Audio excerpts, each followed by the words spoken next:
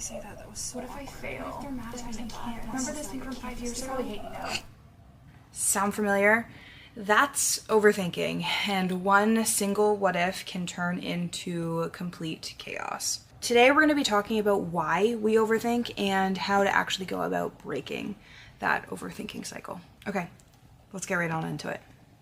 Okay, let's start by giving a really simple and quick definition of what overthinking is and kind of what rumination is. It's described as the process of continuously thinking about the same thoughts, often kind of going in a cyclical motion. These thoughts are usually negative and distressing as well, and almost never end in some sort of resolution. It's when your brain just gets stuck replaying events or thoughts or trying to work through a problem, but not being able to get to a satisfying end. And frankly, it's usually very mentally exhausting rather than helpful. So it begs the question, why do we do it and why do we do it so often? I'd argue that we get stuck in this cycle for a few different reasons. One being that we seem to think that we're in control. Overthinking feels productive, right? Your brain is working through a solution. It's trying to get to an answer.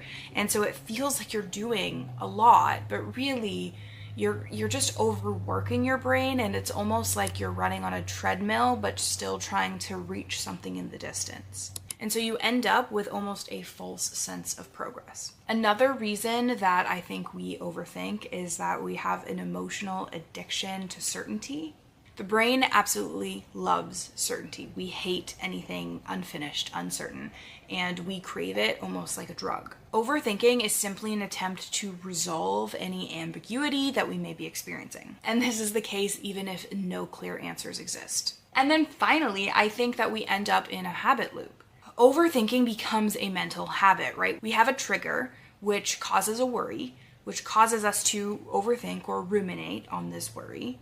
And eventually we start to feel some sort of temporary relief, which obviously boosts dopamine, makes us feel good, and that tricks our brain into thinking that it worked. But then because you didn't find a solution, you end up right back at the very beginning. That trigger happens, you're going to have the exact same worry.